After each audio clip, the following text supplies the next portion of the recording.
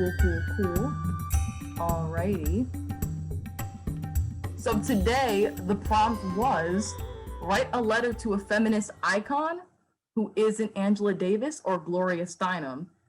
Like I said to you guys all before, you're not restricted to the prompt. That's just the prompt as it is today. So you can choose to go by it, or you can be like, yo, I'm just going to tell my story the way that I want to tell it. So are you guys ready? All ready? All good? Alrighty. I'm going to pull from the hat. Elena, you're first.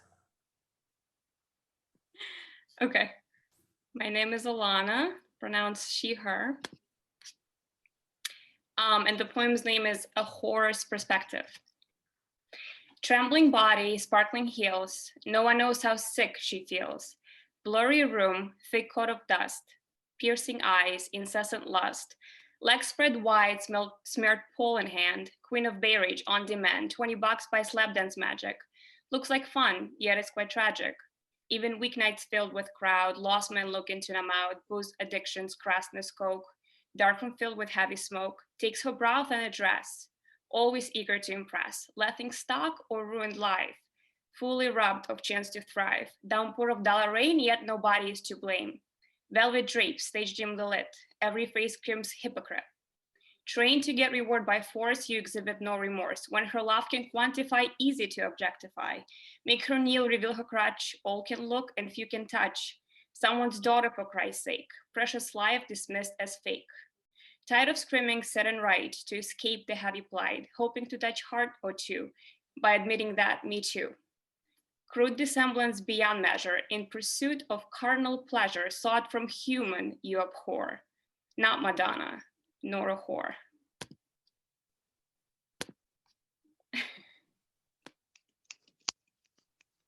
Nice. Alana, that was popping. That was so powerful. I saw you last time you were reading, you're reading this time. So good.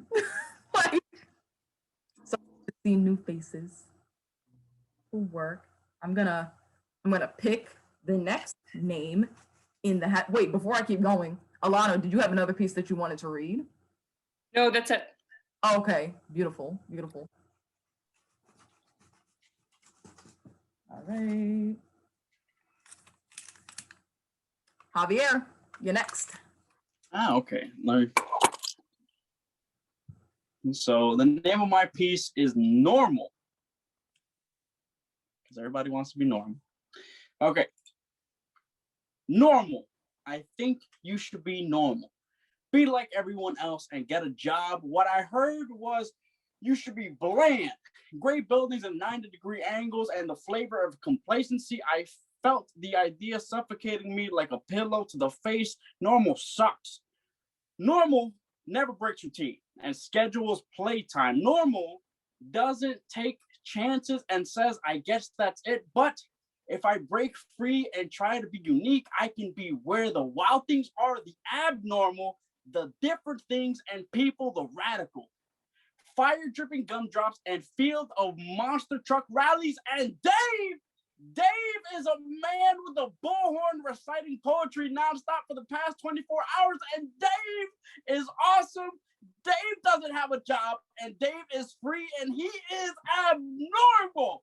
A punk with a brightly colored idea and a fistful of, yeah, man, where discipline is a nonsense word, where you can strive to be different. Dave is 35 and he doesn't know where he is going to eat or sleep or shower. Dave has that natural cologne. And just one vinyl, Queen's The Work album. And I don't want to be like Dave. Now I'm getting older and I've taken the holes out of my jeans and my hair is combed and I can hear the clock ticking. And I've been poisoned. A guy with a button-up t-shirt and horn-rimmed glasses has poisoned me, and he does so every morning with a cup of coffee. I am normal, and I don't know when I decided to be. Oh my God, who is this guy? So I stretch to break free from this plastic cupboard, and also because my back hurts. I scream and break the mold, and I scream because the bar is playing the best of the 90s soundtrack, and I'm okay with it. I'm painfully okay with it. I'm frustratedly normal, over encumbredly normal. I should buy these plates from Target normal. I think you should be more normal. I think I want to drink maple syrup out of a bottle, be like everyone else, and go where the wild things are only 2 weeks out of the year. You should sit still and sing. Sing the guitar solo from Stairway to Heaven on public transport. I don't want to be normal, but I am. And I'm okay with it. Thank you. Thank you, Hub. That just, oh man, that hit a certain type of way. Because I can't say we. I got to use the I statements. I always feel like there's this like constant, like people like keep putting themselves out there to be like, yo, this is what I want you to be. But then you're like, yo, but this is what I want to be. And it's going back and forth from being like, yo, do I want to fit in this box of what people want me to be? Or do I just want to like be myself? And like, how scary is it to be yourself? Exactly. And you just did that whole, like the way you just did it. And then for me, I'm not funny in my poems. Like I have no comedic element at all. So like I'm not funny. Like I'm a funny person, but I'm not a funny poet. And so I really appreciate like comedic elements in spoken word as well. And like you had the comedic element, but then you were able to rein it back into the truth of it. And I was like, ooh, like, ooh. Thank you. That was popping. Thanks, Hav. Do you have something else that you wanted to read before I go to the next person? I got a lot of poems, like a lot. And I was figuring maybe I'll let everyone go around and then we'll cycle back. This way I'm not just like yelling at people for 5 minutes straight. I feel that I also have several pieces. And so when my name does come up, I'm just gonna read like one part and then read the rest later. So I'm that kind of person. So I'll put a little heart next to your name so that right I on you. Javier, if you've never been and you do feel comfortable going in person, you should check out the Broadway open mic and slam that Big Mike runs. I think if you wanted to slam there, you would do really well. And you probably would have made the team this past season if you would have won. You said Broadway? Broadway. Oh, Broadway. It's in Broadway. It's called What's the Word on Terry Street. I think you would just really hit with the audience that goes there, and you would enjoy hearing everyone else's stuff that's there. Right on. Thank you. Thank you. For sure. What's the word? Poppin'. Alrighty, y'all. It's hat time. All right. Oh. Okay, so I put myself. So I am next. I don't want to be next, but I'm next. I'll read. So it's like the anniversary of this COVID craziness. Nice. So I'll tell the story of it later. I don't have to get into all that because I'm gonna make y'all talk about your pieces too when we're done. So I'm just gonna read the pieces. And yeah, the first piece is called What Is It Like Having Bipolar 1? What is it like? It's like being on a cliff, dancing to Patti Smith, singing her song Horses, and then jumping, falling until you splatter on the earth. You stay there for a while and are so grateful that you survived until you are stolen by grave robbers. Except they aren't stealing clothing or jewelry or limbs of bodies or something. They rob your spirit right out of your body. They already took the earth from the ground for your grave, but there are no holy hymns for your funeral. They push you into your grave and bury you alive, and nobody can save you but yourself. Save yourself, save yourself, save yourself, but you don't want to save yourself. Why don't you want to save yourself? Because when your spirit is stolen, you don't want to live anymore, but then you have the courage to dig yourself out of your grave. And when you come back to earth, you scream, she is risen indeed. And this story happens over and over and over again. But it's okay, wild child, because you are your own salvation. So that's that piece. That's what is it like having bipolar 1. And this is the piece that goes with it. I feel weird when I perform the pieces separate now that I have both pieces. And this is called 4 Bipolar Black Girls. How do I feel about taking medication? I feel so weird feeling light. What do I mean? I mean, people don't talk about it, not because they're ashamed, but because it's scary. It's scary because you're a different person, but nobody talks about being a different person. I find light in Black girls, but never met a Black girl like me. A Black girl with bipolar disorder, only on TV. I was watching Private Practice and Sam's sister was having a manic episode and I was like, wow, she's like me. And you look through your old journal entries, the highs, the lows are as clear as light. But for some reason, that light doesn't match the same light you find in Black girls. So maybe you're not sick because Black girls don't get sick. That's not the truth. The truth is, I'm afraid that my feelings don't exist. And maybe you too feel so weird feeling light. That is, if you have the privilege to be on medication at all. What if she crawls back into the television screen where a Black girl's light is fiction? Her story is, don't sleep at all, sleep too much. Binge, starvation, dissociation, swing high, swing low, swing low. Sweet Harriet, bring me home after a suicide attempt. No, her light is not fiction. It is the friction before the fire. I know you're tired, but the fire is filled with light. I need you to fight like I did. Through medication, through hospitalization, we exist in this stigmatized nation. I need you to remember, bipolar Black girl, there is liberation. Thank you. So those are those two pieces. I feel weird performing them separately, so I had to perform them together. But yeah, that was my craziness.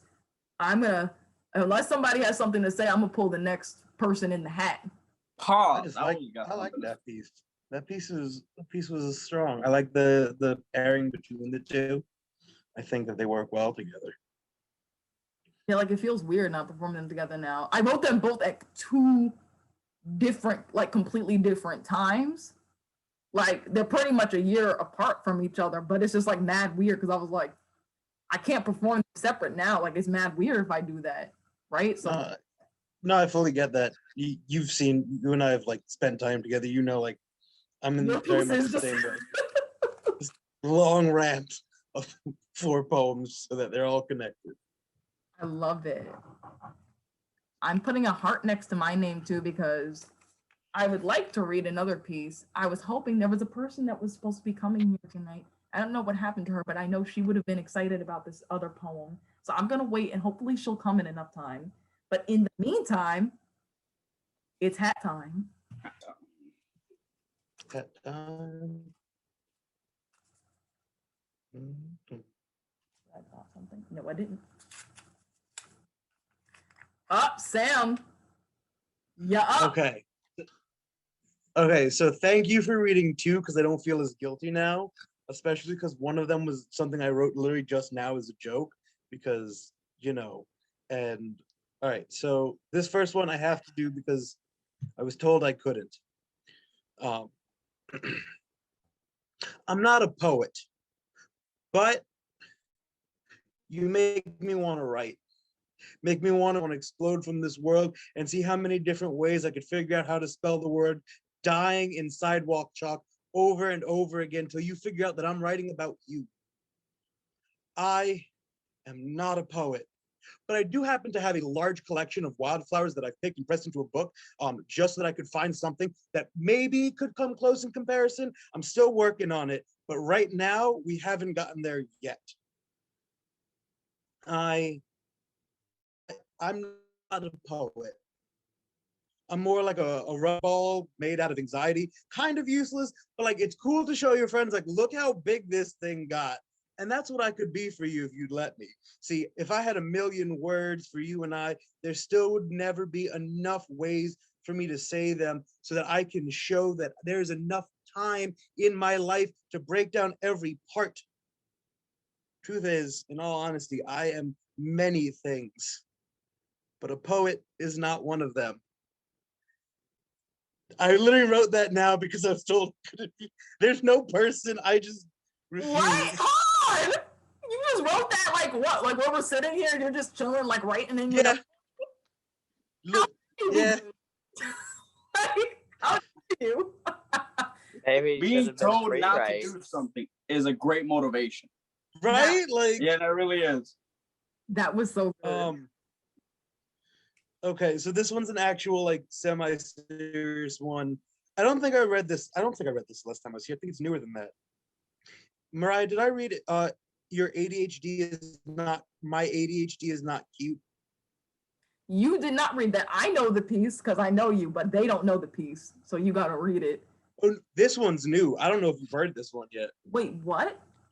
I thought This one's newer then. If I didn't do it the last time I was here, you haven't heard it yet. Ooh. All right, let's go. I'm a mute. It is called My ADHD is Not Cute. I lost my phone the other day while cooking dinner for 15 minutes. I found it later that night in the fridge. This isn't that uncommon for me. Say I've lost my keys in my hand, my wallet and my pants from 3 days before. It's not something I'm no longer confused by. I'm used to this. My mind has been playing Where's Waldo with itself for years. My body is an unwilling participant, hunting itself for every moment in the past that I might have missed. My brain is amazed that I've struggled to get out of time and again, not a river, but diverging rapids. I never know where I'm gonna end up after all this. Yet every day, I see random assholes on the internet tell me, well, ADHD isn't real. It's just something that was made up for pharmaceutical purposes and to make shitty parents feel less bad about being really shitty parents. And in all honesty, I hate that. So let me clarify some things for you to understand. My ADHD does not make me right. It does, however, make me sit up at night and wonder how, the amount of math for like, how much sleep you think I'd get if I was gonna fall asleep right now? Or now until it's 2 a.m. and I don't know how I got here. My ADHD is not the reason I'm able to problem solve so quickly. It is, however, the reason I wasn't allowed to be in the front or back of the line in second. It's the reason I failed to talk to literally anyone my own age, and the reason that I was isolated by teachers to be stuck on my own for years. My childhood wasted, my brain a speaker at full volume I could never turn down past blasting an air raid siren constantly going off in the background. My ADHD does not make me more sociable. It does, however, make it harder to remember names, dates, birthdays, and the fact that there's something that I'm supposed to be doing right now that seems more important than writing this poem. I don't know, probably donating blood or something. Your assholes tell me about how my brain works and how it's unfair for me to be held down. But all I've ever wanted was just to be helped up. I'm already down here counting the ceiling tiles, and I keep seeing people walk over me, but I've never gotten to go anywhere before. I lost my phone the other day, and it took 16 years of therapy, 27 years of practice just existing to not have a mental breakdown and instead get up and try to find the damn thing just so that I could finally write this one poem, only to remember that there's something else that I'm supposed to be doing. I don't know, probably donating blood or something. Thank you.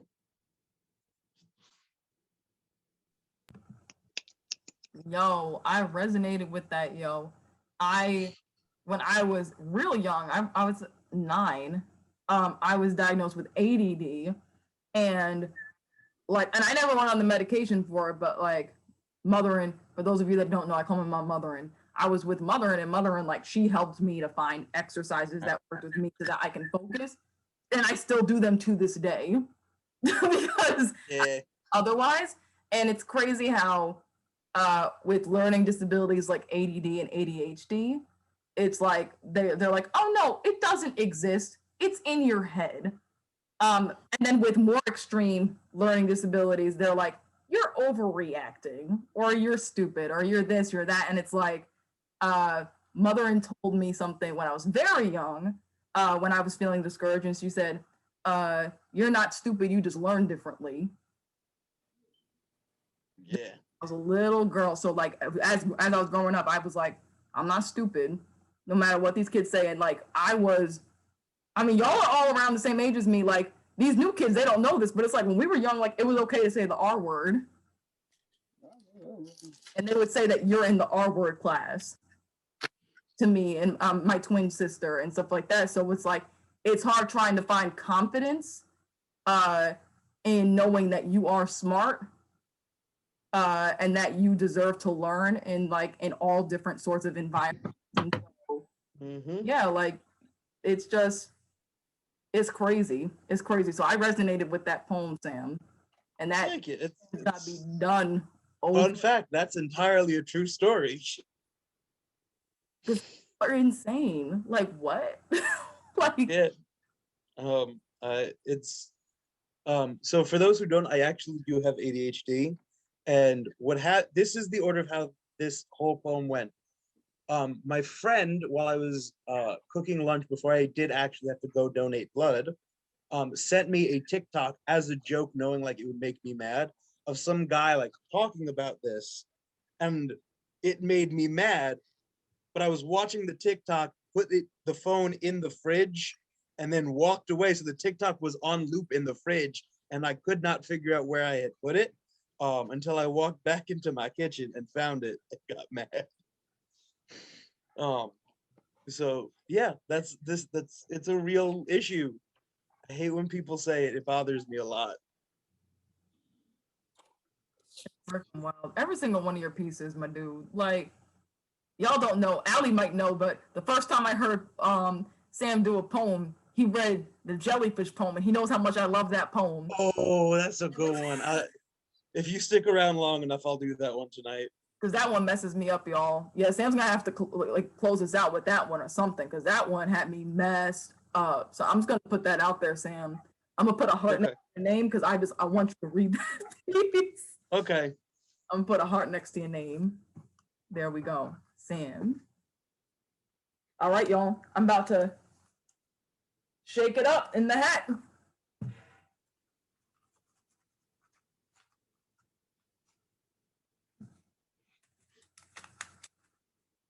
Allie. Okay. So what's the rules here? Can we read something of someone else's, or is that not a go with all the nonprofity stuff? Ooh, I would say stay your own poem, but if you Stay want away. Okay. a quote that inspires you, I'm not gonna stop you from that. Yeah. Okay. So if you ever can get your hands, I found my first one at like a yard sale and did not know what I was in for. So Half Lives by Erica Jong. It's from like the 60s, 70s. Anything feminist, like I first go to Erica Jong. So that's a thing. She also wrote Fear of Flying and Fear of Dying. And Fear of Flying is like very much when women first became sexually liberated and realized they could be basically sluts and with no, like they could have sex with whoever they wanted and everything was great. Like I can do whatever I want with my life. So I always feel like when there's a feminist theme, I always like want to read something from Erica, but definitely inspires me. I did not follow the prompt, but I think everything I write is feminist, and everything you just all said is feminist. It's all feminist issues, so it all goes. So I wrote this last year.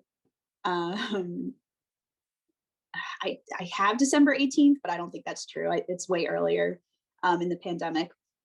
It's called On NASA and My Broom and Killing a Bug While I Screamed on the Night the Earth Had a Perfect Tilt, according to Twitter. The memes flooded the timeline in between bouts of boasting bravery to go into my room with the broom gripped like archer's bow, ready to javelin, ready to smack down, ready to poke and prod at the seemingly harmless but unattractive furry multi-leg creature that crawled and then fell and then disappeared and reappeared. But being 5'2" and living alone with no partner means you use a broom and a step stool to seem big and capable and efficient. But I really wanted to spend my night trying to balance this broom on any surface of my apartment because NASA said it was the only day a rare gravitational pull of the earth would help me feel like I was responsible for making a magic broom appear before my very eyes. But this bug, this fucking monster, showed me how human and meek and small and alone I really am, and how these were the realities I had to face to grow up and believe in myself, not the once-in-a-lifetime magic of seeming like a witch in my very own overly priced apartment, a witch that could practice magic in solitude and not cause harm to anyone and not have to make a potion, and definitely won't be found out and burned alive at the stake when they post a picture of their perfectly balanced plastic broom on their cheap linoleum tile cold floor. But this heathen, which I shouldn't have killed with a broom. No, I shouldn't have wrapped it in cum-stained towels from the underside of my bed and thrown on my porch and locked outside, even with the fear of impending thunderstorms. But this resilient motherfucker was the perfect reminder that I am my own magic. My bravery is my power. I don't need to summon the earth's rare tilts tonight to feel like I have conquered something, to feel that I am powerful, to feel that I can do this life alone and not cry each moment I'm reminded of my isolation. The neighbors heard the jumping up and down from my bed and the shrieks of helplessness and cold brew fueled pep talks of how brave I was to hit a bug with a broom. That was never going to hurt me at all. Now the broom sleeps outside on the snowy patio and gives the maybe still alive bug a sound place to rest warmly tonight. And I will sleep in my bed, unbothered, no panic at all, knowing that I am indeed magic, all by myself. Thank you. Okay, storyteller, you got me in. I was like, ooh, where are you going with this broom? Hello? I'm not Hocus away. And when you said that bug, I was like, kill it. I mean, furry, big ass, long ass, 2 a.m. coming at my face on the wall. No. I know some people, they're like, let's pick it up. Let's let it fly free outside. I'm like, no, kill it. I'm that person. I'm the, let's. I tried. I tried. I really did. It disappeared though. It disappeared. No, see, that's the thing that would scare me more. I saw it and then it disappeared, so I know it's there. And I had carpet. But no, like your poem, like it gave a really beautiful reminder. Just like remember your own magic. And I love like the witch references and just like so wonderful. And you magical. Thank you. I'm just like, yo, you mad magical. And you're brave. You're brave for reading tonight. Because we spoke, and you did good. You did good. Yeah. Thank proud. Oh. And that NASA shit was fake. I found out the next day. Like all of it was fake. It made for the whole experience of like being so hyped up on my cold brew and killing this bug and finding out like it didn't even matter and the broom thing was so stupid. It just made for a good life. So you are all capable and magic all by yourself. And I do have more, but I'll wait if we want to round robin. So I'll put a heart next to your name too then. Listen. Just gonna be a whole lot of do-overs. I'm liking that actually. So I like want to keep doing it. Yeah. I like hearing y'all talk, so we could keep going with this one. And Jude, you're in the hat, but like I think you knew. I kind of figured at some point, you know. I'm having so many technical difficulties. I got 2 computers. What happened? Well, I have a phone and a computer. It's just a mess. Because my video camera's not working on my computer, so I'm trying to like put my phone here for y'all. Thanks for your patience. I'm Jude. My pronouns are they, them, and he, him. Yeah, I have like 2 shorter things that I feel like it'd be fun to share. I also did not do the prompt, Mariah, but I did last week, and thank you for reading that for me. Yeah, I didn't have time after work to write something, but I have something I wrote like a few months ago. Yeah, so this is called 20 Years in Translation, content warning of gender fuckery and a little light transphobia. I was allowed to play pretend as long as I stayed in the corner. No spilling out into the hallway, no building castles in the walkway, no runaway toys, trinkets, pine cones, leaves, handfuls of oats invisible to my invisible steeds. Stop wasting food, Mom told me again and again. But how else was I supposed to have a tea party with all 17 of my friends? Just because you didn't have the eyes to see them doesn't mean that they aren't always there, hanging in every corner, windowsill, daydream, night scheme, the precious minutes I stole from sleep. My mother thought I was chasing by pacing the scratchy carpet in search of a name, a word, a spell that would summon a sound, a face, a whisper, something, so my mother would believe me when I told her I needed the best her cupboard could offer. Is this when I learned people expect proof? That the stories I spun meant nothing to everyone until they could see the magic for themselves? How do I describe the best my heart can offer in the mere meager sampling of language? The ivy wall dance, the raven lullaby rants, the snakes in the sock drawer, the melted snowman slushy singing about last Christmas, the gumball machine with teeth, triangles, the fairies inside the Easter eggs, all golden, the secret code keyboard, sans cord, the pink locked journal written in every language I know. I don't have a translation. Why do you expect a translation? If the unseen is invisible until proven tangible, are you ever going to believe me? If we go off the scraps of what we see, the curves, angles, bones, or bruises, the voice pitch, the stature, the shoulders, the laughter of disbelief, the first time I told you in my words, Mom, I don't want to wear that dress. I feel like a hero when I'm wearing my best.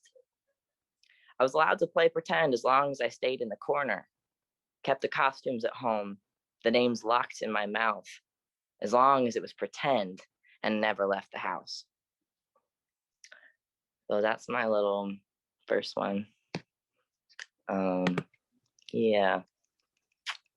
And if you're down, I have a little short one I've been working on, and I wrote it this week when I was angry at work. Because listen, Listen. But it is, oh my God, to live in this time, in this pandemic under capitalism, I really have so many questions. Listen.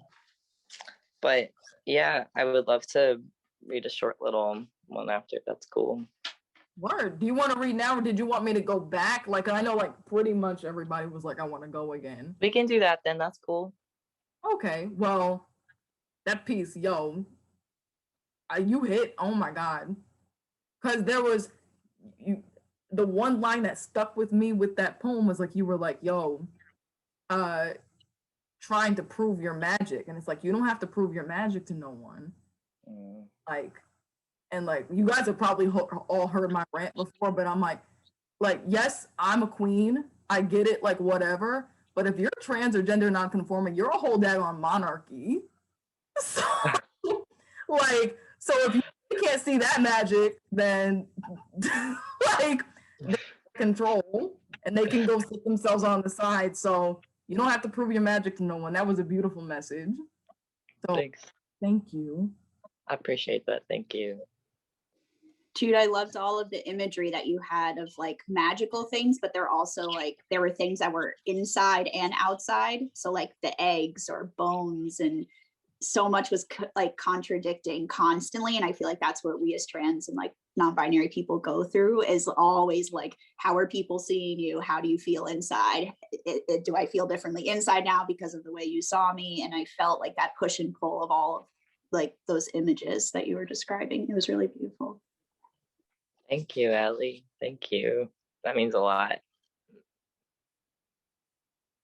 I really feel that. The contradictions of like what people want to see too, and what it means to be seen. Thank you. Ooh, y'all are wonderful. That was popping. Oh man. All right, y'all. It's round 2. Let's go. I'm literally going back in order. Alana, you said, oh no, what happened? Alana, there you are. You said you had the one piece, or did you want to read something? Just the one? Okay, beautiful, beautiful. Then next, Javier, you read your second piece.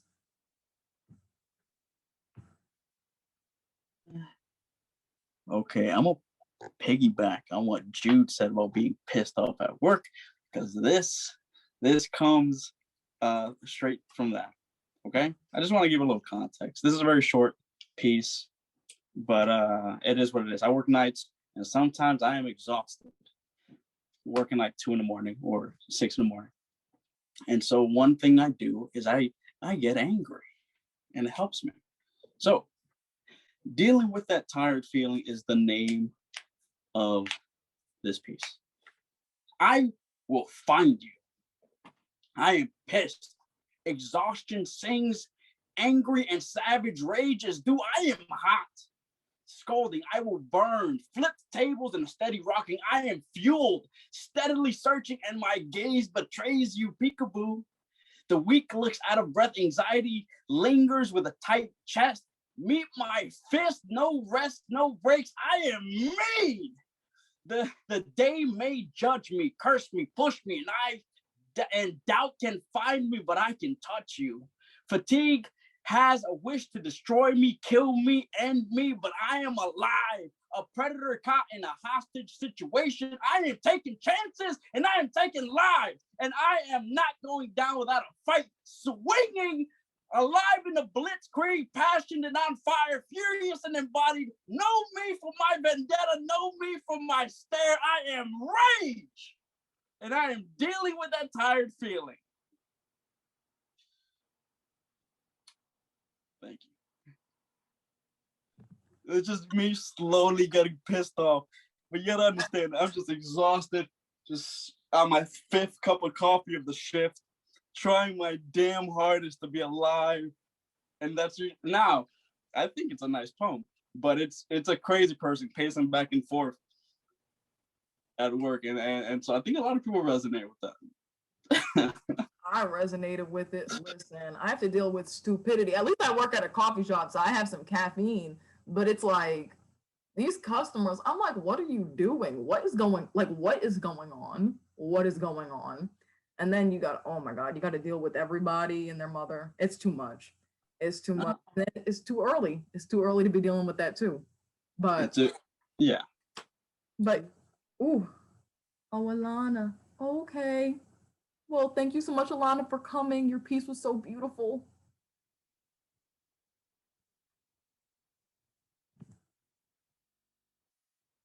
But yeah, that was popping.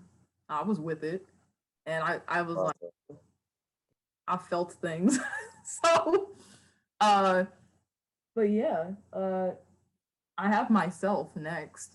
I guess I'll read this other piece. It's unfortunate because this one girl was going to come tonight. And actually, let me look, because maybe she's here and she's just scared. Let me see. Nah. Jude, I was so confused. You told me that you have 2 different devices. And then I looked here like, who? Perfect. Alrighty. So then I will pull up my second piece. It's called Screaming in the Wind. I don't know how these 2 beaded earrings made it into my hands, but they did. I'm sure that's how blessed a mother feels when she gives birth to her children. 2 beaded earrings at the powwow at Bear Mountain, circling into an iridescence that reflects against the sun. A Navajo woman made them like a web of maidens, mothers, crones before her. 2 beaded earrings, right ear, left ear, glistening against the moon. A woman at the powwow gave me a blessing that I didn't know I needed at the time.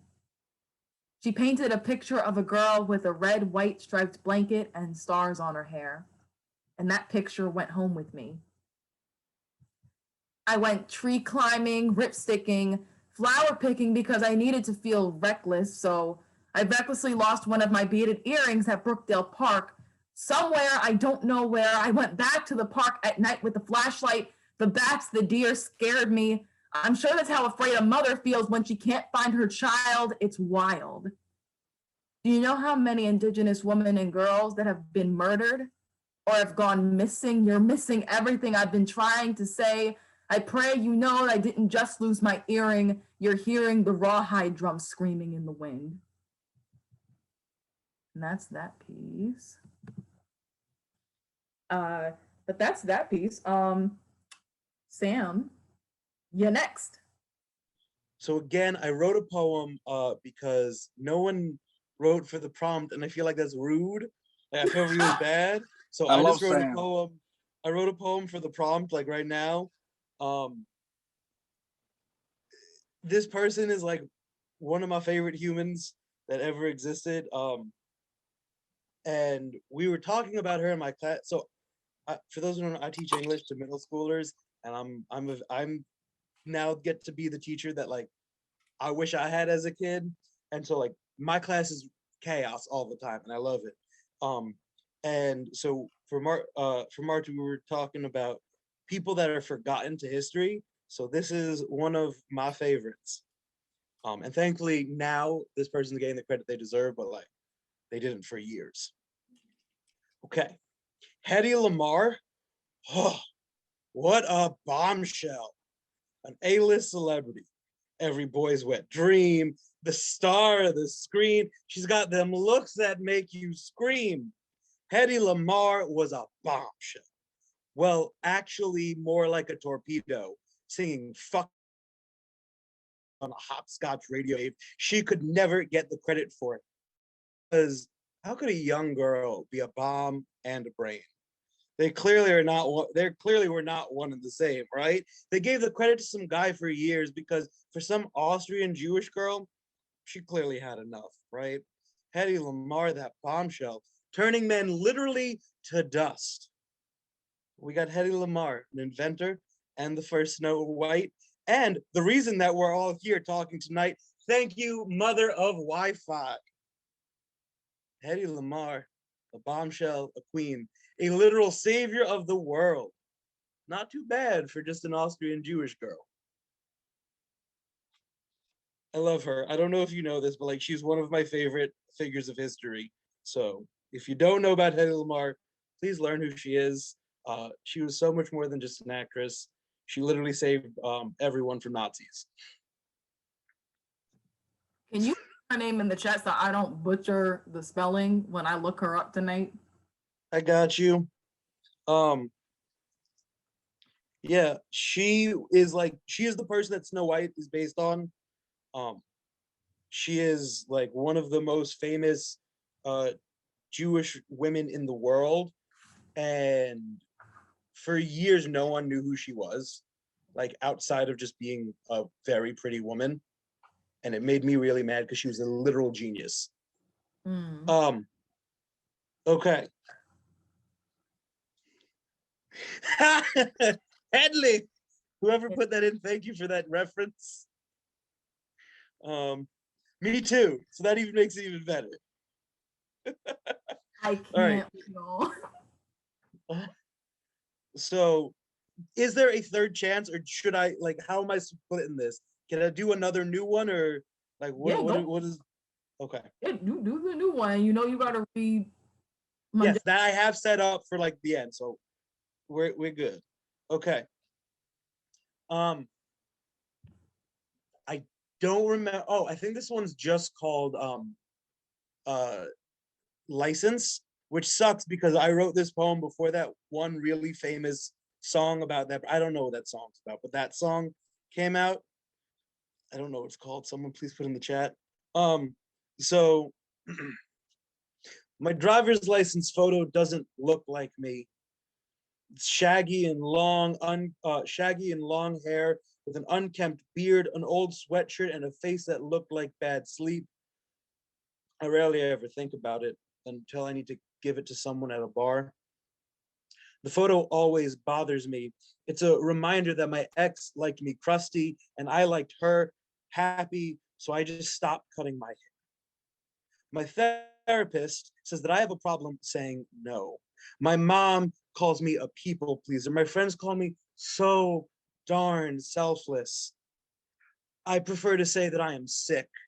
I'm just a bundle of what ifs and fears of things that never would be. I have worked myself into a frenzy, running myself ragged. See, I've learned that I could never slow down for a second because I am the thing that keeps the world moving. When I stop, so does everyone around me. I've skipped moments of my life trying to be part of someone else's, and I don't know if they even noticed. I've written police reports for theft of time and energy so often that there's a full special detective agency dedicated just to figure out who pickpocketed from me this time. I want change so badly. A change in my personality, my mindset, or at least just my driver's license. Then at least I could say something was finally mine. There you go. Yo, that was.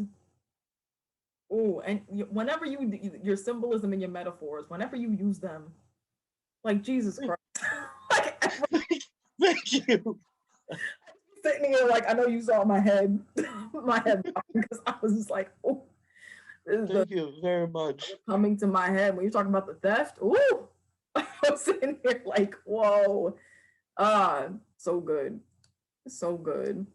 Oh my God, yeah, and there is that pressure to like be selfless and give to everybody else, but then it's also like, yo, when am I gonna receive that love too? Like it has to go both ways, or else you get drained. Yeah, And then I literally so I don't know. Again, I feel like I overshare a bit, but it's whatever. Like it happens sometimes. My therapist was like, "Hey, your homework, just start saying no to people. Just if they ask like the smallest thing, doesn't just say no. Spend a whole week saying no." I'm like, okay.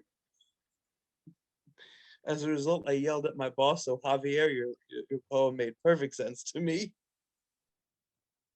oh my God, I think we're all mad at our bosses. I love that. Just tired. I'm not mad at anyone. I'm just exhausted sometimes. It's crazy. They'd be like, yo, it's still a pandemic, but I'm gonna put your lives at risk and make you mad about it. And it's like, what's going on, yo? What's going on? Oh my God. Okay. So, Sam, you want me to come back to you for jellyfish? Yes. Okay. And I'm gonna put this out there. Jude, it's not your term yet, but I really like your poem "Shame is a Sister." And so if you do want to read that piece, I would love that a lot. I'm just gonna put that out there. But Sam, Allie. Oh my God, so this is so good. I haven't been to an open mic like this in a really long time. I'm so happy I'm here. I don't always say, but I am a therapist. So as a therapist to you, Sam, I encourage your therapist telling you that. Awesome. And I always feel like I know what I'm going to read, but my therapist challenged me, imagine being a therapist, it's not an easy job, to do something artsy that like, just be present and do something artsy like once a week. Don't make any excuses. Who cares? Like pay whatever you got to pay, do what you got to do. And so I'm trying to like do word association right now. So I'm like, okay, Sam read about a license. I have a poem about a license. So I'm just going to go with it. I'm going to take my hat off for this and show my foots. Okay. I hope this makes sense. It goes on for a little bit. Just follow me. Hey, Google, When did the New Jersey DMV tell people to stop smiling for their license picture? 2013, July, my 21st birthday. Fresh off the plane from Amsterdam, newly out of the closet, ready to be myself, I am prepared to get my golden ticket for the bars. I am prepared to approach the first podium. It feels like going up to the bouncer at a bar, but instead it is a lovely older woman who gives me a genuine smile. Wow, your hair. Not sure what to say next, even though the script was fully prepared for everyone else the week before. I smile and breathe. I remember when I first started chemo, mine looked great. I think I dyed it pink. Maybe I should do it again. The queer rebel in me died. My choice was her hard truth. My rebellion was her surrender. There was no hope for a smile now. Just what they wanted. Click. Print. Carry. Cue the years of assuring the bouncer, the real estate agent, the TSA agent, the new employer that it's actually me. Grow the hair. Color it, almost every color. Shave it all. Grow it again. Just shave the sides, braid the middle, remove it from the shower drain. Take vitamins. Remove less of it from the shower drain. Grow it all out. Make it brown. Make it professional. 6 years later, my body is still the same, a few pounds, give or take. But 268,600 women will be diagnosed with breast cancer every year. How many pounds of their breast tissue were removed? How many pounds of weight were lost from the chemo and the hair and the stress? How many pounds of dirt and ashes are now dug up and floating around the world? Yet I cry about being heavy, looking big after I shave my head. 155, my hair not growing fast enough, but my breasts are intact, able to supply milk to my best friend's new baby because she can't. The people I fuck love them. Most days I do too. Some days I don't. I would gladly put them on layaway for the survivors if layaway was still a thing. I wouldn't consider binding if it meant keeping them healthier for a donation. The peach nipples he bullied me for in high school would be perfect for her reconstruction surgery. Nobody in my family has felt a lump besides in their throat. We've always had health insurance and figured things out quickly. I'm lucky, at least for now. I mean, they say 27 might be too young to get a mammogram. Who knows? I never know what could happen. I'm thankful I grew comfortable with a bald head and the idea of no breasts weighing on my chest. I usually prefer it this way. So losing them may not mean losing all of my dignity.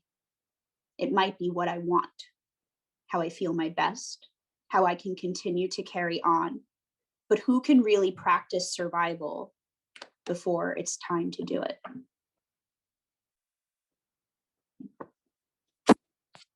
Okay, I just want to say damn. A whole lot of damn. That was good. Right? Oh my God. Like that was a whole journey, yo. You like, oh my God. First, like when you started, like you were like, I'm gonna start with that license. And I was like, oh Lord. As soon as you started that, I was like, you mean my ugly picture license? Well, I don't drive, so I have like the ID, but still ugly. And I'm like, they really use it. I'm not saying like they don't use it for other things, but I'm like, girl, if you still want to find me, you're not gonna find me with that picture because I'm looking like that. Like, so I'm a twin, an identical one. So did you guys think that was a smart idea? Like, it's just what? Like what? It doesn't make any type of sense. And it's like you're trying to like fit inside of some look so that they can arrest you. It's wild. And whoo, I would like to I don't know how I feel like I'm gonna make myself feel old by saying this. I don't know everyone else. I had my license for like a good chunk before they changed that, and this like the one that the one that I hate is the first one without smiling. It's like when you say, I'm like, let's get into this, and then the direction you took just was was so good. Thanks. They've changed it since, I think. And I realized like a time hop came up the other day and I shaved my head 4 years ago.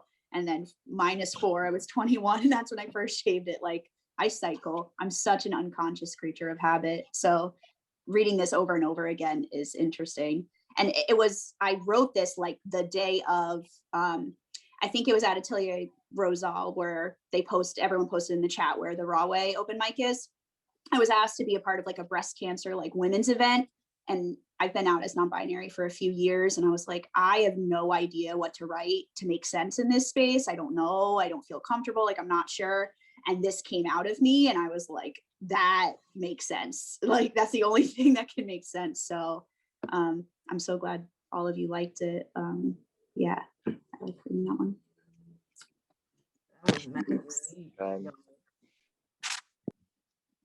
Sorry, did you want to speak? I cut you off. I'm sorry. No, I just wanted to offer like that. Yeah, so good, so relatable, and like the discussion of I have a hard time like hearing or reading things about like anything having to do with like anatomy that I like have and feel uncomfortable about, and the way you talk about that was so I feel so seen just by hearing that, and it like makes so much sense, and it's like that was so good. And also you just have such an amazing way of like the way you connect thoughts throughout your pieces is so beautiful and so cool. Like the twists and turns, like Sam said, of like, oh, like this is where we're gonna go. Got it. Like that was really cool. And thank you. That was just, y'all are popping, yo. I'm sitting here like, how the heck did you do that? Like, look, every single time y'all do a poem, I'm just like, how the heck? Like, I'm sitting here like, you guys have all these different poetic devices, and I'm like, wait, I need to steal that, yo. I need to get with it. Like, would you do like a workshop night here? Huh? Would you do a workshop night? I would do a work. I did run a workshop. I can totally do a workshop again. Yeah, we Let's can. do it. It'd be fun. I'm like, I'm with it. I think one of the great things about this is I came in here going, yeah, I got all these poems, and then you guys are coming out with all your poetry, and I'm going, okay, so I suck. All right. No, get out. No, I'm not coming trying off to be mute to say no self-deprecating, in the blah, blah, comments. blah. I'm just No. saying that you guys have these wonderful approaches, and like Mariah says, and you're using all these skills. And I love being in a room with people that are so good, maybe with their specific route or their specific skills, that it makes you feel that you need to pick up the work. And that you really have to. And that's what I mean. Not that I suck. Well, dude. but Javi, can I call you Javi? Is that okay? Yeah. I started like 6 years ago, and it's just from the same place. I was pissed off. I knew I could write. Mariah's known me from theater. I knew I was monologue-y, and I just hopped in a slam, and I did really well, and I kept doing well, but my writing was never like the kind of writing that the slam winners were. And it took me like this long to become more book poetry and like prosy, but I still don't lose like my performance, like theater. And I feel like that's where you're at. Like you have all of the natural inclination for how to memorize poems clearly, how to address an audience, how to like get the message out. But the more you like don't think about what it's like to perform the piece for others and just focus on the writing some days, but then go back to it and practice it and like, okay, then I can tweak. This is how I'll say this. This is the hand movement I'll use for that.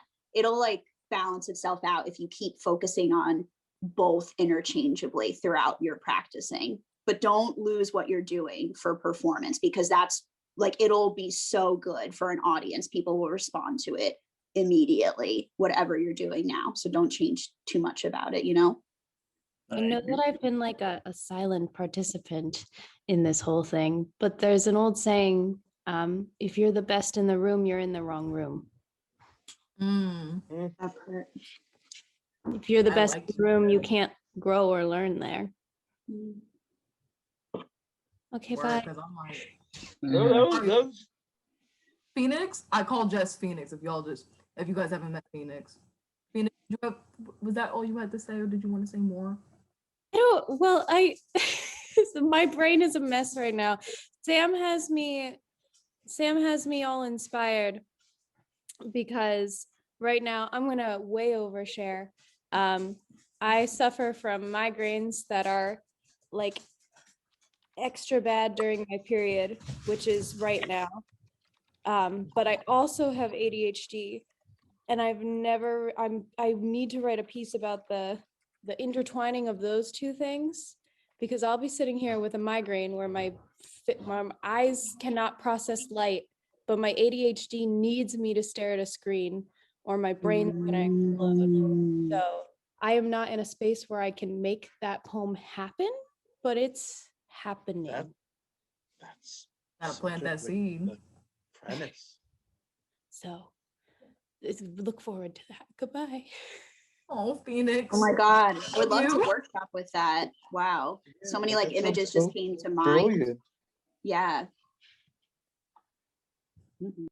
Oh man, I know y'all didn't see Phoenix's face. I call her Phoenix. She got a whole story. Y'all didn't hear her last Internet. Fire Weeks, but she's wonderful. Yes. So I lost track of where I was. Jude, you went. Allie went. I'm trying to think. Did everybody? Wait, Jude, No, did we you go got second time? jellyfish. We got jellyfish and Sam, what did you say? My brain just like paused if Jude went the second time, and I didn't go a second time. No, But- you didn't. That's why I was like, Yeah. I just want to make sure. Thanks, Sam. yeah. No Which, problem. which one of you guys want to go first? Like, I don't care. Y'all both popping. Like, y'all's decision. I think Jude said they had a second shorter piece for a second round, right? You didn't do that yet. Yeah, I think that's what Sam meant. Alrighty. Then Jude, I'm gonna mute myself. Okay. And I know Mariah requested the Shame Like a Sister poem, but that one's like a little bit longer, so I don't know. I don't want to take up too much time, so I think I should just read the short one. No. Jude, you good? We normally don't end things until 9:30, so we're early. So Okay, as long as that's really okay. I don't think it's longer than these two together will not be longer than 5 minutes. So yeah, you good? okay. This one I wrote, okay, yeah, pissed as fuck at work.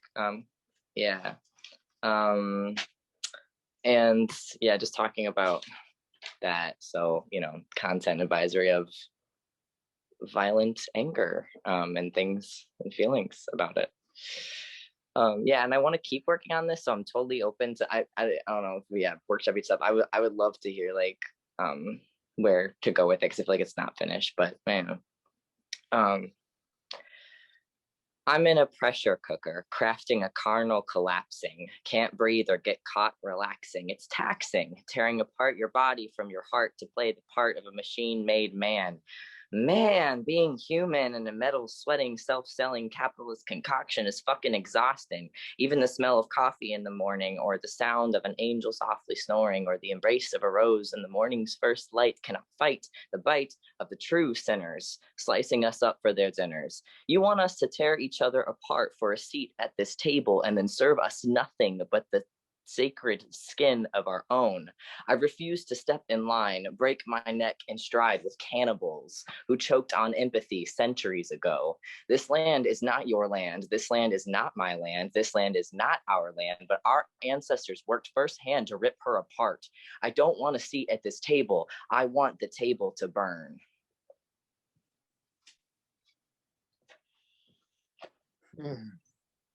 Oh. Oh my God. Yeah. I don't know why like that reminded me of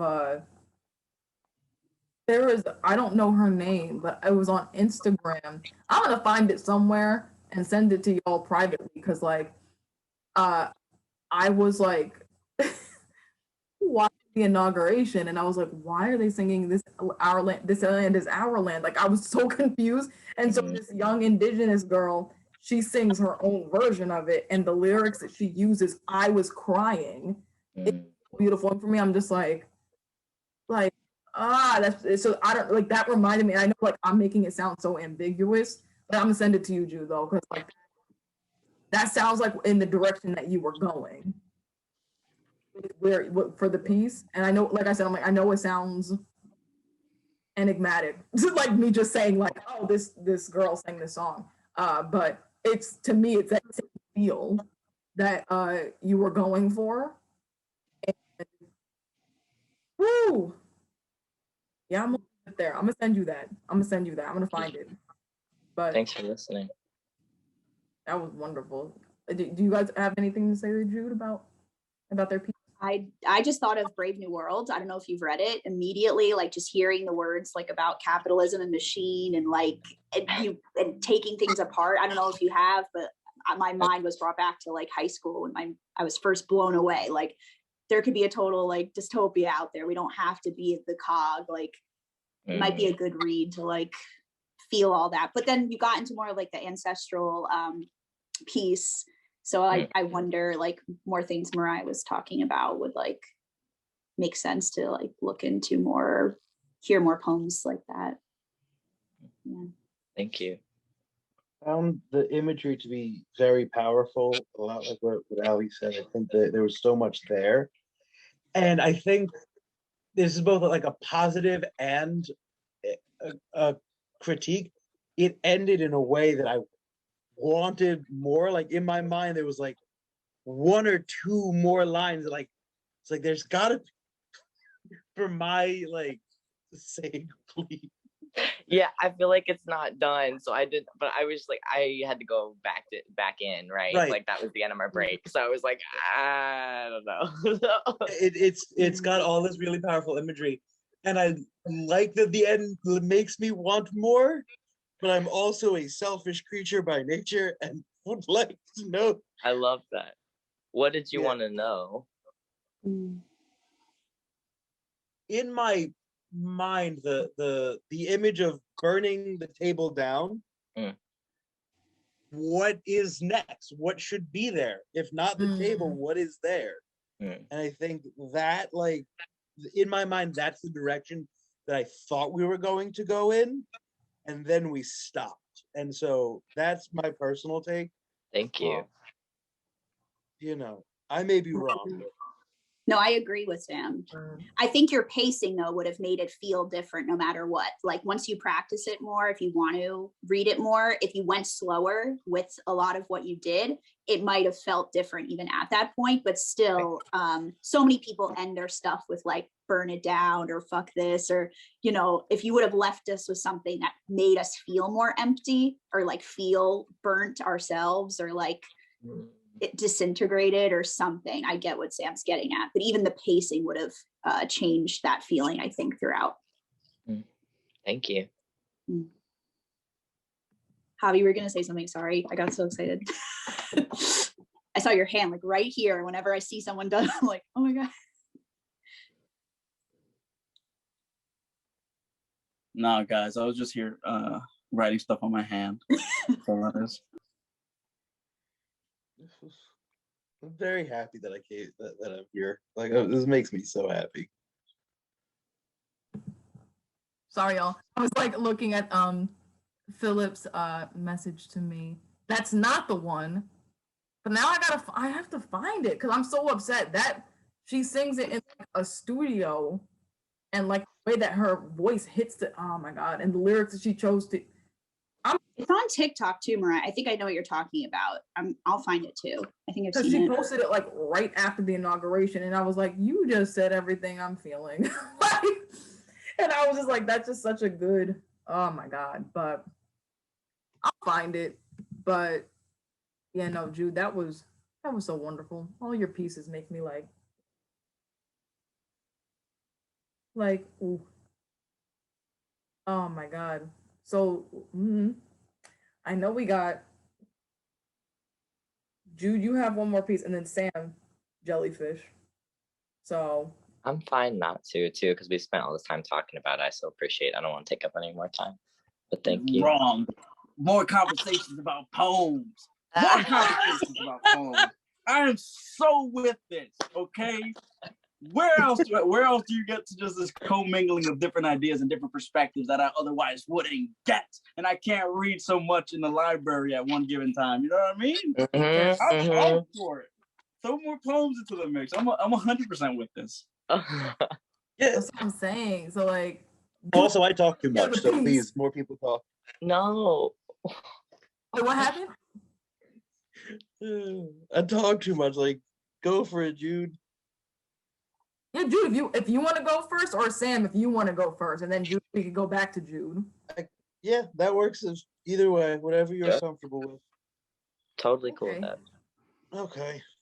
Cool. All right. I'm gonna mute myself, So- Sam. So this is actually a two-part thing here. Um for those who don't know this, my secret like love of poetry, I really love kids' poems. I love writing kids' poems, and from the perspective of a child, I have a kids book that I did. Like, there's something about that perspective that, brings me a sense of joy that I don't normally get in writing. And so I have two, they they are connected. I'm gonna not do the alternate ending that I wish this poem had. First, if I have time, I'll put it at the end. So, this is on being a jellyfish. We sat around a table made of desks. 5th grade, smiling, beaming, our cheeks roses with anticipation. We just received our first assignment of the school year, and it was a group assignment. The goal was simple. Get to know the people at your table by asking one single question.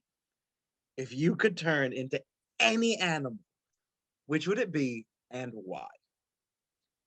Many of us chose our favorite animals: sharks, gorillas, lions. Becky chose a unicorn. That's not a real animal, Becky. Get it together. Grow up. I chose the noble sloth. And when we finally got to the last kid at our table, we realized that he wasn't from our group. He didn't grow up in our little suburban shelter. His name was Matthew. With all eyes on him, he mutters, "A jellyfish." Looking down with a red, dark hue covering his face, and uproariously we laughed, spreading our voices throughout the classroom. "A jellyfish?" We echoed mockingly over and over again until, realizing there was a situation, the teacher arrived and then escalated the problem further. She asked to hear what this poor kid had said, and so softly, with his head dangling low, he repeated, "I want to be a jellyfish." "A jellyfish?" She repeated louder for the whole class to hear. "Why do you want to be a jellyfish, Matthew?" "Jellyfish don't have homes." He looks up. "They float around, letting the tide push and pull them. They move with the ebb and flow of the world. Jellyfish can settle on a rock for a little, and then once they're done, they go again, moving, traveling the world, allowing themselves to be part of something more grand than they could ever be alone."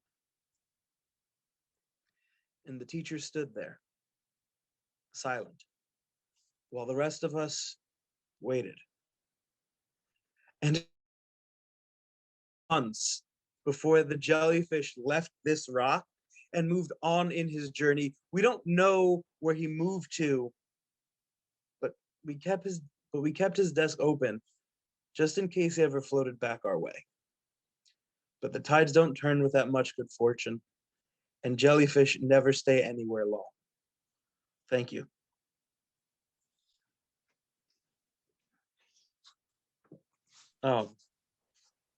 I recently have been working on a book of somewhat kids' poems. And I always wanted an optimistic ending from Matthew's perspective. And it ended up happening recently. So this is how I would like this poem to end. It's not the true ending, which breaks my heart, but it is what I wish we had. I could just be here, floating by for just a moment, And that would be more being than I've ever been in my entire life. Here, I could be me, a moment, a minute, and finally fully see me free. Because I could be here. Yeah, here I could be, enjoying a moment, a minute, floating by, just being me. That's how I want the poem to end. It's not, but it's what I want. Ugh. Every time I poem, I'm just like you messed me up. Like that's the first poem I heard, guys. The first poem I ever heard by Sam. So I was like, yo, can we talk? Like what? So that poem, go ahead. that poem still upsets me. Like it really does.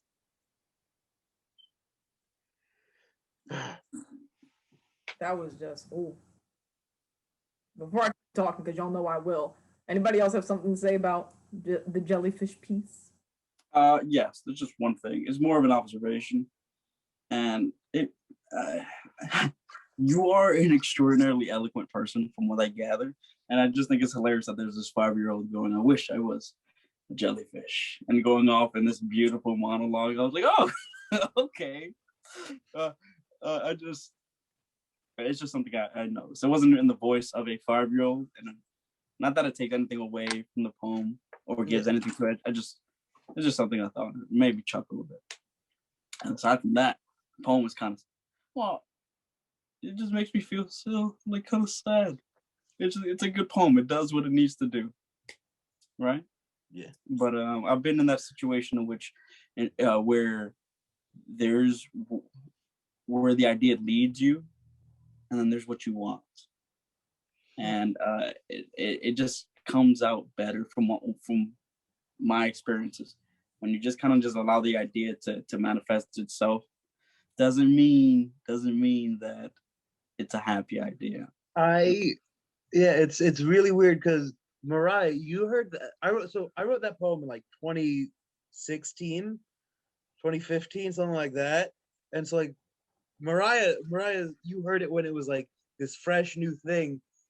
And I always read it and was just like heart-wrenching. I want this end, and I never had the words for it till like a month ago. And what gave you the idea anyway? What were you doing? Just looking out into the distance and going, jellyfish, yes.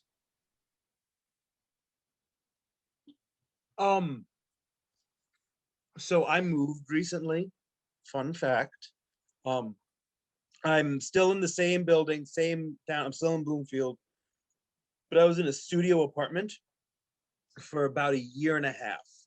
And when you are a teacher teaching from home in a studio apartment, your brain begins to do all sorts of things because you physically can't leave a singular room.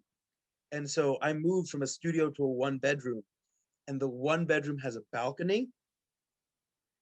And so there was a day where I was just standing on the balcony,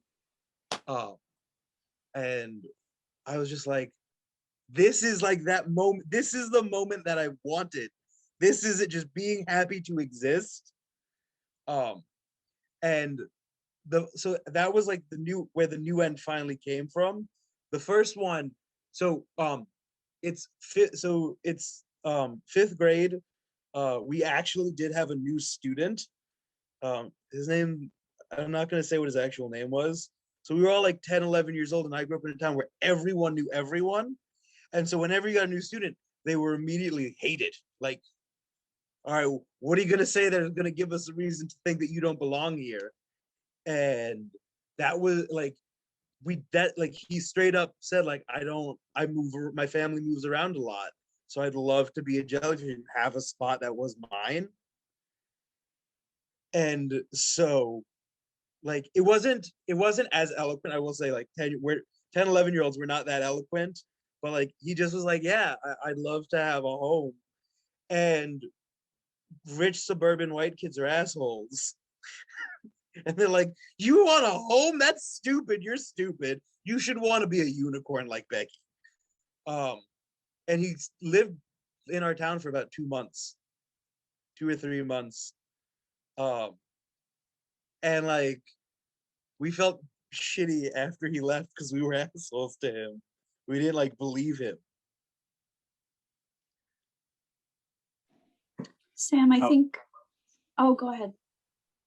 I was about to say, I wouldn't mind being a unicorn though. It sounds kind of awesome. Right? Like, asking kids their favorite animal is like a window into someone's actual soul, and like even adults. There's, if you don't know, it's like the best way to break the ice. Well, now I need to know everybody's favorite animal. No, because he's gonna show how much of an egotist I am. Pass on that one. Fun fact, mine is still a sloth. I love sloths so much. If you like sloths, there's a Neil Hilborn poem that's literally all about sloths. Yes. And it's my favorite thing ever. Sloths. There's which zoo was I at? Oh, the Philadelphia Zoo, which is freaking wild if you've ever been. But they don't have, I'm not joking. The sloth enclosure, it's not an enclosure, it's open. Yeah, So it's like they're not going anywhere. Yeah, it's not closed, y'all. It's literally like that's like most of the Philadelphia Zoo is like that. It's just like, oh wow, the sloth is right there.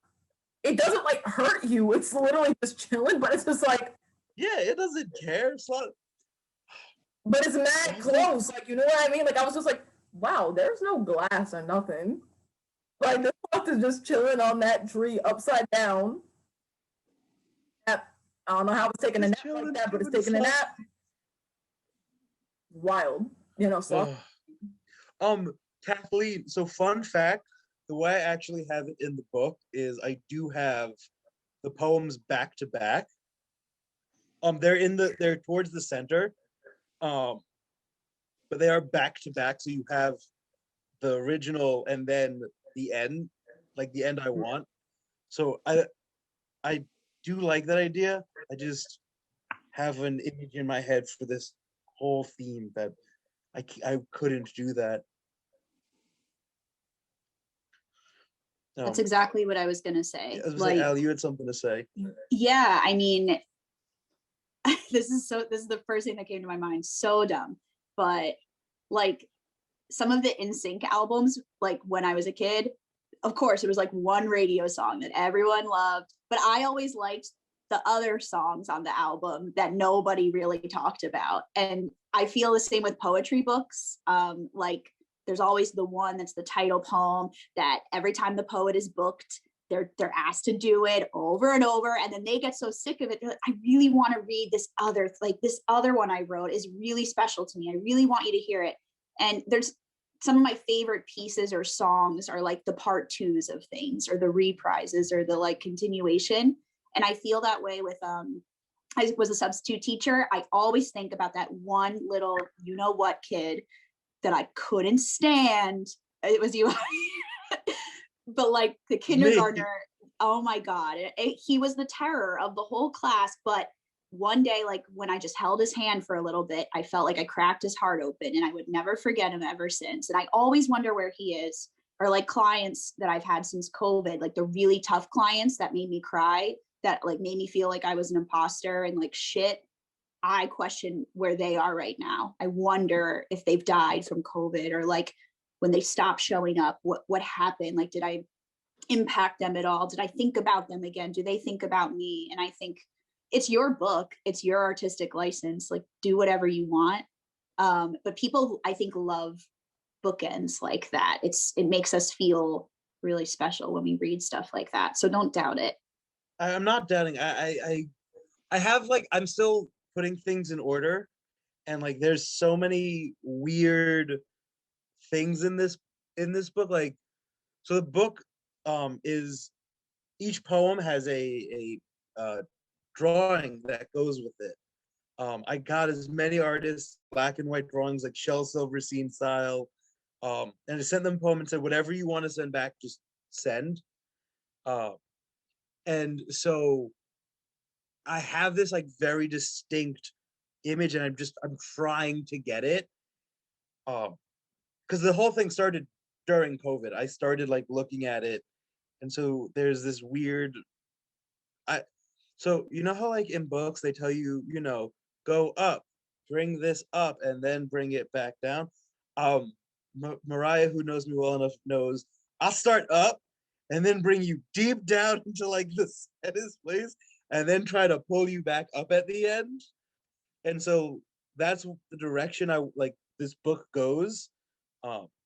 It talks about like having friends to just dying alone to, but maybe we could be okay. And it's all kid friendly, like I'd say like 13 and up.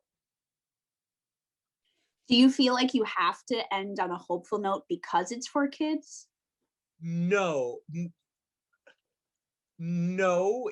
so similar to this, the first poem is all about the main character who I always write about, which is just this very little boy trying to understand life, chasing the sun. Do you hear about this kid who's chasing light essentially? And so the last poem is essentially, the world is filled with darkness, but I saw a single candle today. And it wasn't near me, but it exists. And so the whole book it's called A Candle Regaining Strength. And so it's similar where like the beginning and the end are clearly connected. So it doesn't have to end on hope, but this idea of like someone chasing everything through the darkness to find that one glimmer is kind of the theme there. Yeah. It's a struggle. Editing sucks. I will tell you right now, editing is the worst experience. That idea goes so hard. That concept is so amazing. Good luck with that. Thank you. I'm having an experience right now. Also, if anyone wants to make a piece of art, let me know. I'll send you a poem. Go for it. We're still taking in submissions. But now I've taken up too much time. Jude, please. Why your birthday is too much time? Wyland. So because I'm a teacher, I talk all day.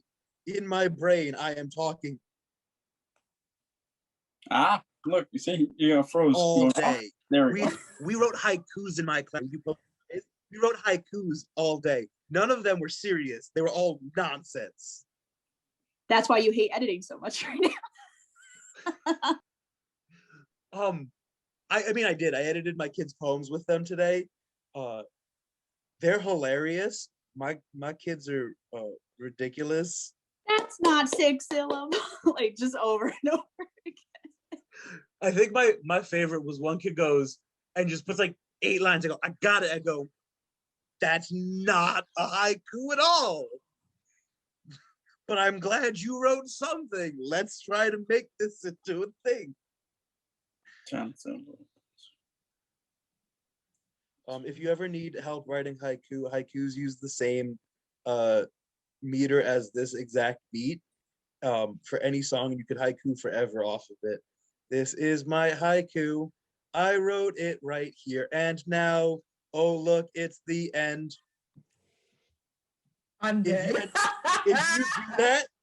If you do that, you can literally haiku forever. My students were not prepared for me to spend the entire class doing that. Thank God this is recorded. Perfect. Right? I won't go away. Good.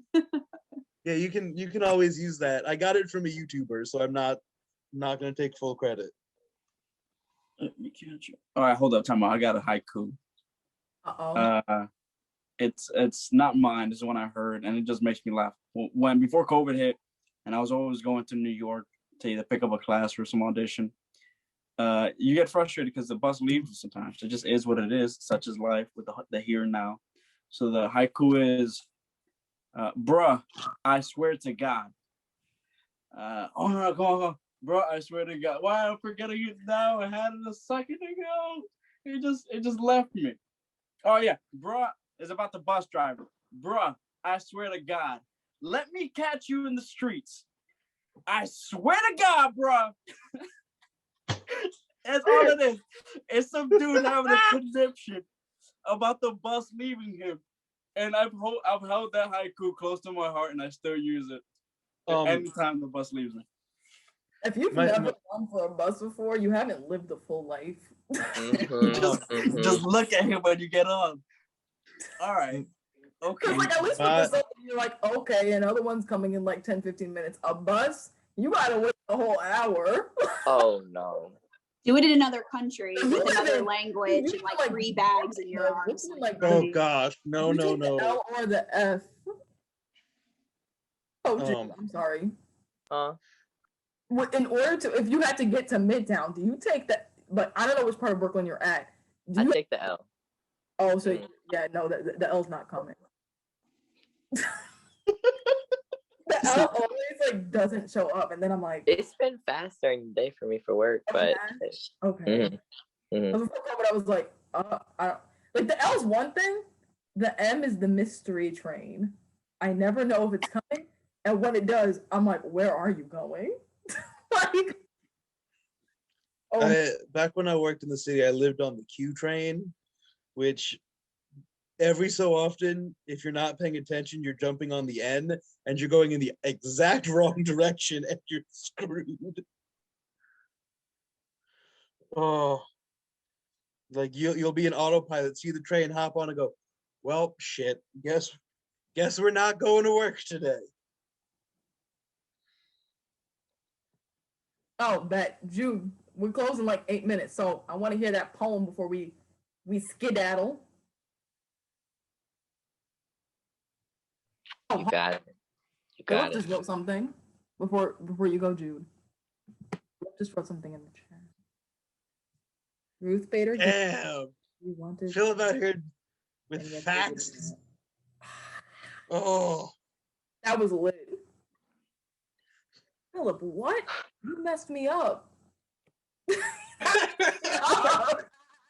Sorry. Why are you sorry? That's good. This is great. Hello?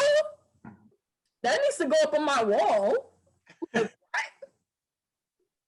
Oh my God. Y'all are good at writing haikus, yo. I'm like, you just gotta practice that beat. It makes your life real easy. Cause it's like in my head, I'm just like, I can write a poem, but I'm like, I talk so much. I'm like, how do you get it in that many syllables? My students wrote some ridiculous one though. We'll let Jude go, and then I want to read you my favorite one from one of my students today. Okay. Alrighty. I'm gonna mute myself. You got it. All right. This one, content is entirely about like transphobia and queerphobia. So strap in or tune out if you need to. I totally understand. I know shame like a sister. A poke her head in the door type listener calls you after midnight just to make sure that you miss her. But I'm used to it because I grew up with her. I know shame that leaves your hair in the drain, plays your music too loud and rattles your brain with little phrases, little comments, a sharp sounding question with a little honey on it. Are you going to wear that to grandma's birthday? Any more boy clothes and she'll probably think you're gay. And she laughs because she's in on the joke. She's known me my whole life, so what's a little poke? What's a little prod? What's a thought racing at the even or odd hours in the morning when we should be snoring, but we share a room and sleeping is boring? Hey, I know you're trying to sleep, but I got to tell you what I think. Curtain up on the 5-act drama clogging the kitchen sink. Mom doesn't want to talk because she's confused, doesn't want a life like this for you. People are afraid to have you in their space because pronouns are hard and they won't say it to your face. Your bosses only want you because you check a box, because you're there with your cool hair when a person with a grant to write knocks. Straight men still love you because you look like a girl. You've opened up this weird, queer new world. And I'm the only one who's going to tell you what grandma said. She won't come to Christmas because her granddaughter's dead. And you killed her. God, if you're listening, now that I'm a murderer, now that I learned my worth and changed my name to an honest, authentic ring that leaps my heart from the sleeping place where almost slipped into a coma, swaddled in a manger of shame. God, do you still love me now that I'm a boy? Have you always known soon? And did that give you a little bit of joy? God is love. God is love. God is love. What is love? Shame won't let me touch it. Shame says you don't deserve this. Right before the first kiss, right before forgiveness, shame is on my shoulder, laughing with all her teeth, demanding I look out the window to get a better view of the street. I know you the best. I've been here since birth. You really think you belong on this earth? Yes. Yes, I do. And last I checked, sister, my existence has nothing to do with you. That's the whole thing.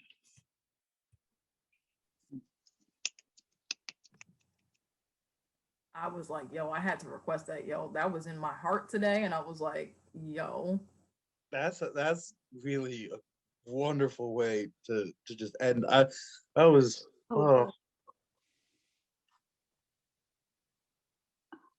That just, yo, y'all can talk.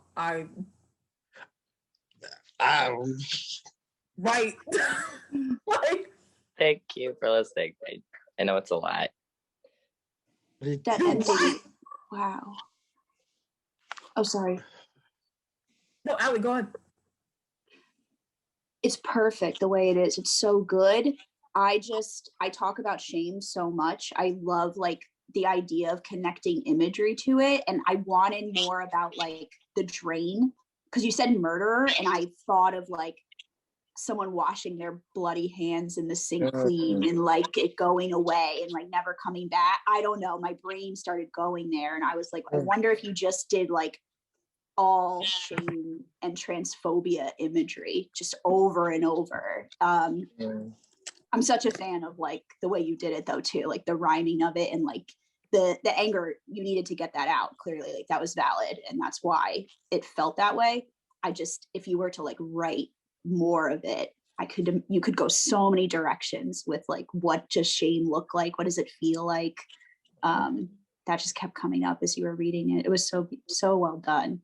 And the rhyming of it, like anyone that can rhyme and I'm actually in it and I'm paying attention and I'm like nodding and stank facing, it's great. Like, because we all know it's hard to rhyme and not make it sound corny sometimes. So that was fear. It was just so good. Good job. Thank you, Allie. Y'all, y'all are popping. Like, I don't even, like y'all just, I love this because like, not that I was a playwright for a long time, but I didn't start writing spoken word until I was 19. So it's like I'm constantly evolving as a poet. And if like, for people who know my, like, I don't like to say old work, but my work when I first started to like where it's at now, it's transformed the more like poetic devices that I learn. And like, you know, I read the oldies but goodies, but then I'm not really a fan of the new millennial poets that are getting like published, because I hate Rupi Kaur. I'm just gonna, anyway, I hate her. She's not a poet. She just took some hashtags and took the symbol off. And so for me, I can't do it, but I like listening to like y'all, because it's like you're telling your truth and you're being blunt about it. And it's just like, I'm learning from, like, I'm learning with you. Like, and I love that, because then I'm just like, oh, like you taught me something today. So then I leave and I'm like, yo, let me play with that. And then I can come back into the space and be like, I'm going to try this. And I'm afraid to fail, but I'm going to take the risk anyway. So thank y'all. That was popping.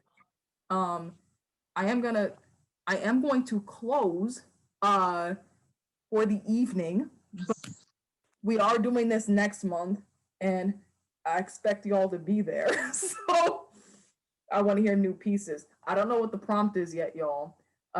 Like I said, you don't have to go by the prompt. Like today, we were all the feminist icon.